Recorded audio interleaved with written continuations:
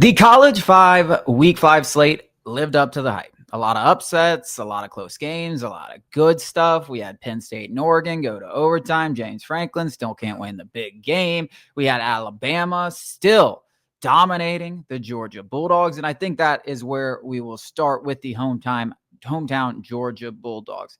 It seems like every time they play Alabama, they do stuff that Kirby Smart football coach teams don't typically do. You drop a long pass on a wide open touchdown in the second half. You go for it on 4th and inches on a play with Cash Jones, who's your receiving weapon. I know you want to hurry it up and you think you got the look you like, but maybe even the way you're playing, especially your defense in the second half, you kick a field goal there. I know it's kind of the conservative approach and almost something that's completely gone out the window in today's football. But with the way that you're playing in the circumstances, maybe Kirby Smart leans on his defense. But I want to give a shout out to Kalen DeBoer because we talk about this with him in big games. And for those of you that haven't been paying attention, I've been saying this since the start of the season. When push comes to shove in these big moments, he's as good as any coach in America at getting the pregame planning correct. Yeah. Go back to what they did to Georgia last year, 28-0 out of the gate, just bull rushed them. And then this year, 24-14, not nearly as dramatic. Alabama didn't have to score a point in the second half. They won that game in the first half. Kirby Smart, the best in maybe the history of college football at second half adjustments, answered the bell in the second half like you'd expect him to. But that game was won in the first half. So if you're going to say Kirby Smart's the best at second half adjustments, people need to start talking about it, and especially in these big games. The best in the business right now is Kalen DeBoer. I know everyone wanted him to fire him a few weeks ago, but that was the biggest win of his tenure, maybe the biggest win of the last 4 or 5 years for Alabama. The SEC championship in 2023, probably the last time when they beat Georgia with Carson Beck, an undefeated Carson Beck, to get to the college football playoff was probably their biggest win. That was the biggest win since that. Yeah, we said it before. This is the week 5. I think week 5. We were going to learn the most we've learned thus far into the season, and we did. And it wasn't just Athens, but the more things change, the more things stay the same. Whether it's Bama and Georgia, whether it's Brian Kelly, whether it's James Franklin, whether it's Florida State, maybe not being as good as we thought. Lincoln Riley, still not that good. You're keeping going and down the Ohio State. Didn't really handle Washington like a lot of people thought they would. Like, the more things change, the more they really just stay the same. And that's what happened in Athens. I mean, at some point you just chalk it up to just mental, they're mental midgets is what they are. In no shape or form is Alabama a better football team on paper than Georgia. In fact, they haven't had the depth chart advantage in a long time. And yet they are still seemingly beaten on the small plays, on the small details. That penalty of that cornerback jumping on the pile was brutal. Maybe they even got it. I don't know. But I just think that this game in particular, is just a microcosm of what this Georgia-Bama rivalry has become. And it's Georgia can beat the snot out of every single team, no matter their circumstances. And somehow they've just got it in their head. It doesn't matter the class. It doesn't matter the quarterback. It doesn't matter where it's played. It doesn't matter if it's at night in a state. It doesn't matter. Georgia just feels like they can't beat Bama. And that's what it feels like because, quite frankly, they should have won that game. You shut out a team in the second half, you win that game. I would love to see some stat from ESPN. Maybe it's already out there. I haven't seen it, of teams who have lost a game after shutting out an opponent, going into the half down, and then shutting out your opponent in the second half. How many times they've lost that game? I imagine it's very, very few. And I think everybody, I know I said it, I don't know if you said it, but the Alabama losing to Florida State and hanging Kalen DeBoer by his toes from Bryant-Denny Stadium was absolutely ludicrous. And I told you, I said it then, that they were going to turn around and beat Georgia in Athens and everybody was going to sing Kumbaya. And in that same breath, Georgia fans here licking their wounds. Y'all are a playoff team. You might even see Bama again. You could see him in Atlanta. Hell, you could host them in Athens again in a college football playoff game. And that goes for a lot of teams who lost this weekend, who, a lot of teams are down on themselves. Nobody that lost this weekend, at least in the big games, is not a playoff team still. Everybody's still got everything in front of them this weekend. even more than ever, reminded everybody that this is a new day and age of college football, that parity is here. Yeah, I mean, Ty Simpson was unbelievable. Yep. I mean, Ty Simpson's a baller. God, I mean, he is just the quintessential 2006 to 2014 Alabama quarterback. It's hilarious. It's uncanny. He was unbelievable, particularly on third down. I mean, he was putting on a dart show. I mean, that guy, there's a reason he's now has the second best odds to win the Heisman Trophy. He was outstanding in that matchup. And that's really where the Georgia Bulldogs lost this game. I think there's still a lot of unknown, particularly about both these teams. I mean, let's be real. Georgia Bulldogs probably aren't used to having 3-point games in the two big games they played. Aren't used to having games come down to the wire that they did. I know it was Alabama and Tennessee, and I know those teams look like very, very good teams, but this is a Georgia team that's, usually up there beating teams by 30, beating teams. Even it doesn't matter where your ranking is. I know Alabama aside, but like what your ranking is, they're usually out there beating them by 30. And it just shows that the talent gap isn't nearly as significant, and it's not nearly as significant between any of these teams. I mean, we saw Tennessee and Mississippi State, go down to the wire. Mississippi State gave them everything they can handle. Ole Miss and LSU, 24-19, goes right down to the wire. Like, both those teams on the road, like, is a great game. Like, it is going to be a wild week-to-week fest in the ACC, or in the SEC, not the ACC. Well, maybe the ACC too. Who knows? It's not as good as maybe we thought. The SEC, every single week. I mean, almost all of these games are coming down to one possessions and last possessions, and the details, as you mentioned, are now more important than ever. And Kalen DeBoer got them right more often than Kirby Smart did in this game, and I think that's why they came out the victor. Moving on to LSU and Ole Miss, Lane Kiffin he owns us. Has become a problem. He's become a problem in the SEC. I mean, this is a team, and you go back to LSU fans, and I know we both went to LSU, so there are a lot of people around us that are in the same state as Georgia fans, like, oh, we just can't do this, we can't do that. Like, you would have thought we lost this game by 100. They played about as terribly as they possibly could on offense, and they lost by 5 on the road to the number 4 ranked team in the country. You would have thought, but LSU fans, you would think that the season is over. You've got to get better. And what did we say at the beginning of this college football season, Alex? The winner of this year's SEC National Championship, with all these young quarterbacks and with the talent gap being as small as it is compared to where it's been in years before, the team that develops in the middle of the season, gets better from week 1 to week 12, is going to be the team that stands on top, because the talent gap is so different. And that's why I think coaching right now is at such a premium. You need a guy like Kirby Smart. You have to win on the margins. And Lane Kiffin's getting up there. Lane Kiffin's getting up there, because this is an Ole Miss team, 31-3 in their last 34 games at Vol Hemingway. Now, we can laugh about that, but I think it has something to do with the team. Yeah, no, the team, and just playing at home. I mean, listen, you're not playing in Tiger Stadium in Death Valley. Like, that's a huge advantage. If this was a neutral field, that's a huge advantage. Like, they can get up, they can run their tempo, they can run it the way that they want at home better than they can do at the road. I don't think there's any doubt about that. But Lane Kiffin has become a problem in the SEC. Ole Miss looks like they have just as good of a case as anyone for being the best team in the SEC, currently the highest ranked team in the SEC right now. Trinidad Chambliss is a legitimate problem. LSU didn't give an inch defensively. They didn't give them. There were a few plays where Lane Kiffin just out-schemed him. He's going to do that to everyone. Yeah. But for the most part, Trinidad Chambliss was out there like playing like Superman. Like, his stats were 300 yards, 1 touchdown, 1 interception, nothing crazy. Ole Miss only scored 24 points.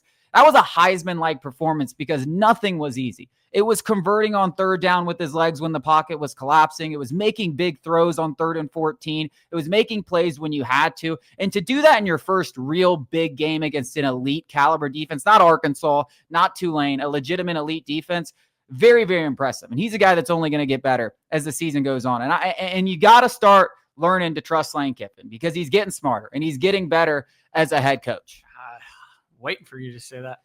The more things change, the more they stay the same. You just wait. We'll sit up here on a Monday. We'll sit up here and be like, Lane Kiffin's still Lane Kiffin when he goes out and loses to some bum middle-of-the-road SEC team, because that's who he is as a head coach. Until he does that, I am not changing my opinion, because he's already done this. He's already beaten an impressive LSU team. He beat the hell out of the SEC champion Georgia Bulldogs last year. This is not unusual for him. This is not unheard of. He has done this time and time before. What he hasn't done is win the games that he is supposed to win by double digits. That's what Ole Miss has got to go to now. There's another level that they have to go up, and it's those games where you're getting everybody's best game now because they want to be the team who ruined Alabama's season, who ruined Georgia's season. Now they want to ruin Texas and Ole Miss's season. That's just that's the nature of the SEC.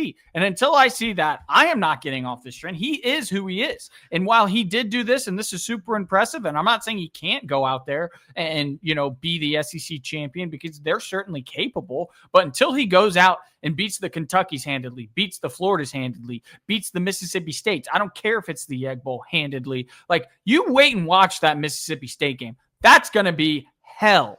Well, I don't Ole Miss fans. I don't necessarily, especially now in these days, as we just said, I don't necessarily think I think everyone is at risk at losing these games that maybe you didn't think you could possibly lose at the beginning of the season. I mean, anybody who has Mississippi State on their schedule should be worried about that based on what we've seen. I mean, they went out there and beat a good Arizona State team who has since beat Baylor and TCU. So that's a good Arizona State team that they went out and beat. They gave Tennessee all they could handle and then some. Like, Mississippi State's a dangerous team. Like, the talent gap, as we said, between, there's a few teams you can exclude, Kentucky, Arkansas, but outside of that, like, you play Vandy, that ain't going to be easy.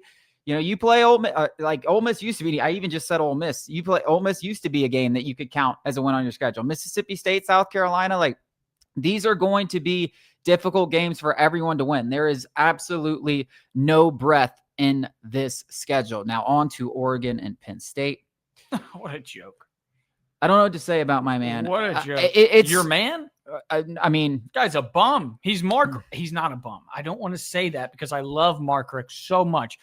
My childhood was the Georgia Bulldogs and Mark Richt, but he is Mark Richt of the Big Ten. And the sooner, the AD and the boosters, Nittany Lions, boosters and AD figure it out, the better off they'll be when they can go and hire a Kirby Smart. Because there is no way you can actually believe this is the guy who will get you over the hump. We say it all the time that you're that guy who can never get over the hump until you do, whether it's Ryan Day, whether it's now Dan Lanning. We're waiting for him to do it. It was Kirby Smart. Now we're waiting on Lane Kiffin to potentially do it. All of the other guys that we're waiting have only been here for a short time.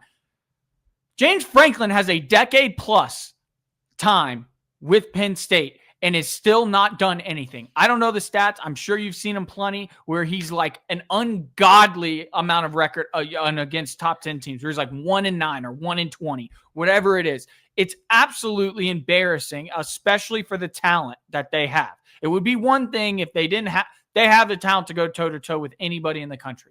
Anybody in the country. It's just, I don't understand. It's a James Franklin thing. Yeah, it's a Drew Allar thing. I mean, I don't know how many times people have to sit up here and come to the defense of Drew Allard and give their preseason takes that he's the next Justin Herbert or the next this or that, but they clearly didn't watch the guys that they're comparing to him ever play football. Who's the next Josh Allen? He's the next. What are you talking about? First of all, like, I get he's 6'5" and can move a little bit. He's not out there using his legs, like running for tons of first down. His over-under for rushing prop is like 15 every single game. He's not Josh Allen or Justin Herbert or anybody like that. And he throws for 130 yards every single time he's in a big game. Yeah. And this was another embarrassing performance. And I don't understand. Like, I'm an LSU fan. I think there's something wrong with Nuss, but I can say he's been absolute dog shit. Like, he's been terrible. He's been a bad quarterback this year. He's been horrendous. All the expectations that we had for him, whether it's injury or not, every time he steps on the field right now, I'm like, that guy sucks. Okay? I can say that. Why can't we all just say Drew Allard sucks, who's done a quarter of what Garrett Nussmeier has done over his entire career? I mean, this guy's been at Penn State forever, and he sucks every single time he steps on the field against anybody who has a pulse as an opponent, and we still talk about him as a top draft pick or a top. The guy is an absolute bum. He's a bum. He sucks. Like, it's it. Let's stop having this conversation. And this might finally be the year James Franklin gets the axe. And you want to know why I think this is going to be the year James Franklin gets the axe? Because I think Penn State sucks. I don't think that team's any good. And I guess what? Everyone's going to sit here, and I know there's not a lot of teams that have huge wins, and they're just going to sit here and just be like, oh, Oregon's so good. Dan Lanning, I wish I could have him as coach like we do every single year. Guess what? This is the same story that's repeated itself time and time again. As much as things change. It's the same story that's been repeated us. Dan Lanning can go out there and beat James Franklin. Once he gets against the top, the cream of the crop, he's going to sit there and just flounder and suck. Like, that Oregon team's not nearly as good as people are making them out to be right now. And that Penn State team's bad. I think this will be the year Penn State loses 3 games. They're going to lose to Ohio State later in the season, and then they'll finally drop one of those other games. They'll miss the playoffs, and then Penn State will finally have an excuse to point the finger at James Franklin and say, you're fired. Dante Moore looked good. Yeah, he did. He looked really good. He is Oregon is transfer you. I mean, if you're a quarterback who wants to go, and maybe it's a talent thing, maybe it's an offensive thing, maybe it's the fact that the Big Ten's a joke. You only play a couple of hard games every single year. I don't know what it is, but I mean, Bo Nix, Dante Moore, every single person who transfers there seemingly turns into, the next Heisman contender. He's, I'm sure, up there in the Heisman odds. I haven't looked at him. I believe he's won. I mean, that wouldn't shock me. Maybe, I mean, he's think certainly up there. Injury, or maybe it's the Indiana. And it's one of those things where it's like, yeah, I mean, Penn State, what are you? Well, you're not good defensively. I mean, holding Iowa to 13 points every single year is no longer impressive. Like, I'm failing to see what people are constantly hyping this Penn State team up about. And Drew Allard, it would make me happier than any man in the world if he goes on to have a successful NFL career. And I can even point even more to the fact that James Franklin has ruined Penn State. They will never win under that guy. And I know that people say, well, you don't win until you win. You're always the guy who can't do it, like Ryan Day, like Dan Lanning, like Kirby Smart used to be, like Lane Kiffin is now, like Steve Sarkisian is right now. But like, all of those guys have been, 4, 5, 6 years. I mean, James Franklin has been here for my entire life, it feels like. And this guy has not changed one iota. This guy is still that same bum. I mean, that's who I'm most annoyed with. It's like, how do we still do this? How are we still doing this with James Franklin? Like, everybody and their mothers who put their hard-earned coin on the Nittany Lions deserve this feeling. You deserve it. It's the same exact thing that I deserved putting coin on Georgia. It's the same exact feeling where it's like, I deserve that, Yeah. I thought this would be different. I thought Penn State would have more success running the ball in this Oregon defense. So shout out to the Oregon defense for being able to slow that down more than I accepted. The Penn State passing game was anemic. Somehow they ended up tied at the end of the game. And then they lose prevent defenses, at the end of the game. I want to talk about 2 more takeaways that I had from this week. One bad, one good. One bad, Jackson Arnold in this Auburn offense is disgustingly horrendous. Disgustingly horrendous. Good. Like, they play Georgia in a couple weeks, and I'll give them a puncher's chance because they're at Jordan Hare, and Hugh Freeze might have a couple strict tricks up his sleeves like we've seen in the past, and that's always a tough game to go down there. And Georgia hasn't looked spectacular against anyone yet, so I'll give them a puncher's chance in that one. But it's only because of the circumstances. I mean, this Auburn offense is horrendous, and it's kind of disappointing because I think their defense has been very, very good. I mean, they only give up 24 points, and a lot of those were questionable points against Oklahoma on the road. They hold this Texas A&M offense that just dropped 41 on Notre Dame to 16, and they still lose the game. So I know Auburn fans will try to talk themselves into maybe, well, we played 2 top 10 teams and we lost by single digits. Like, and I get it. You are right there, but that's such an Auburn thing. That Jackson Arnold, man, and that offensive line. Maybe Brent Venables is right. Like, I think LSU's offensive line and Garrett Nussmeier sucks. Like, Auburn takes it to an entirely different level. I mean, they give up so many sacks, and some of that's Arnold holding the ball and trying to run, but some of it is that offensive line just being just absolutely horrendous. So it must suck being an Auburn fan and knowing that you are that close defensively, but Hugh Freeze is supposed to be this offensive mastermind. You got Jackson Arnold, and the offense is the problem. It's kind of the same way that I feel about LSU right now, knowing they got the defensive right, and just like, how are we this bad offensively? If we were just average, we would be, a legitimate contender in the SEC. The last thing I want to say, CJ Carr for Notre Dame, their quarterback. I'm glad you went there. He is unbelievable. He is unbelievable. He could win the Heisman this year. I know they lost their first 2 games. Probably not a fault. He is a beast. And I know that Arkansas defense sucks, but I'm talking about the throws themselves. I'm talking about the throws he was making, the control he had of his offense. I had no idea he was a redshirt freshman. Like, this guy's going to be a problem at Notre Dame. I hate everything. And I told you this last week. It's going to happen with Notre Dame. It's going to happen where maybe they can win a national championship. Maybe this Carr kid is the truth. Maybe they do deserve a playoff spot when you're just talking about the best team. They are going to go in, now that USC just lost to Illinois, which you predicted, they are going to have one of the worst schedule or resumes of any playoff team in the history of the college football playoff. They are going to, Arkansas is no longer even remotely impressive. Any SEC win is impressive. What I tell nowadays. You about Arkansas? You're right. Once they get to a certain point, it's like quit. They lay down and quit. It's absolute. They're going to go 10-2, and their best wins will be over an unranked USC team and an unranked Arkansas team that just fired their head coach. Mm-hmm. And they're going to get in over a 9-3 LSU maybe, or a 9-3 Texas A&M maybe. Or 9-3 like, what if Texas A&M misses out because they're 9-3, but they beat Notre Dame? Well, no, that won't happen. I think that they'll respect. I think there are some cases in the 9-3 where like they could get left out. But I will tell you what: Bama, Georgia, Tennessee, Ole Miss, LSU, Texas A&M. At least 3 or 4 of those schools are going to be 9-3 and battling for Notre Dame's spot in the college football. You're assuming they go 9-3. Some of them might go 8-4. Like some of them, I think there's a chance. I think the beat up is real. Like I think a lot of people are counting cannibalism in the SEC. Yeah, I think a lot of people are counting like the Mississippi States or the South Carolinas or the Vandy's. It's like, oh, they'll win that one, and maybe they'll lose to Alabama, Georgia, and someone else. And it's like, no, you'll probably lose one of those games too. And all of a sudden you're 8-4. So I do think it'll take care of itself. But I think that A&M win, like I hate A&M.